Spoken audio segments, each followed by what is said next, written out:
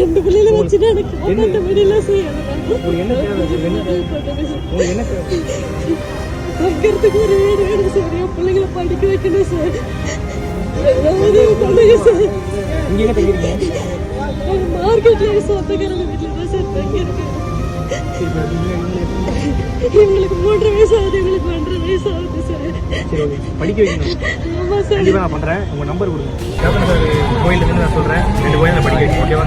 கண்டிப்பா படிக்க வைக்கணும். அதெல்லாம் ஒண்ணு.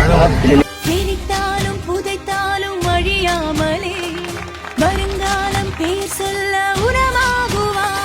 கையில குழந்தையோட ஒரு பெண் பாத்தீங்கன்னா கண்ணீர் மல்க நடிகர் KPY பாலா அவர்கள் கிட்ட உதவி கேட்டிருந்திருக்காங்க. தங்கறதுக்கு வீடுல சார், இங்க உறவினர் வீட்டுல தான் இருக்கிறோம் அப்படின்னு சொல்லி கண்ணீர் மல்க தனக்கு வீடு வேணும் அப்படின்னு சொல்லி கேட்டிருந்திருக்காங்க. இத பார்த்த உடனே பாலா அவர்கள் அவங்களுடைய நம்பரை வாங்கிட்டு அவரால் முடிஞ்ச உதவியை செஞ்சிருந்திருக்காரு.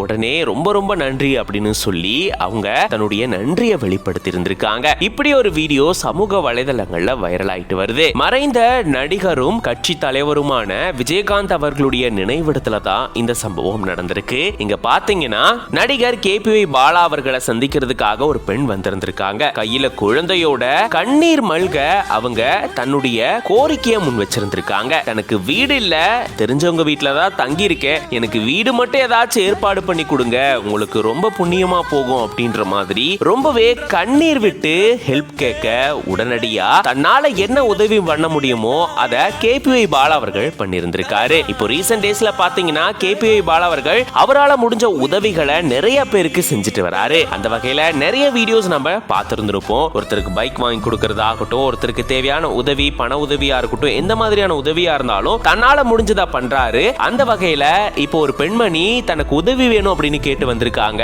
அவங்களுக்கும் தன்னால முடிஞ்ச உதவியை பண்ணி கொடுக்க அவங்களும் ரொம்பவே நன்றி தெரிவிக்கிறாங்க. ரெண்டு பிள்ளைகளை வச்சுட்டு எனக்கு காப்பாற்ற முடியல சார். தங்கிறதுக்கு ஒரு வீடு வேணும் சார். என் பிள்ளைங்களை படிக்க வைக்கணும் சார். உதவி பண்ணுங்க சார். மார்க்கெட்ல சொந்தக்காரங்க வீட்டுல தான் சார் தங்கியிருக்கேன். இவங்களுக்கு 3 வயசு ஆகுது, இவங்களுக்கு 1.5 வயசு ஆகுது சார். படிக்க வைக்கணும். ஆமா சார். கண்டிப்பா நான் பண்றேன். உங்க நம்பர் கொடுங்க. கேப்டன் சார் கோயில்ல இருந்து நான் சொல்றேன். 2 கோயில்ல படிக்க வைக்கணும். ஓகேவா? கண்டிப்பா படிக்க வைக்கணும். அதெல்லாம் ஒண்ணு.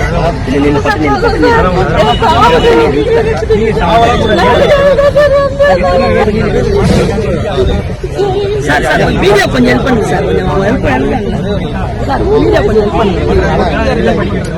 மாலா கொஞ்சம் அண்ணா ஒரு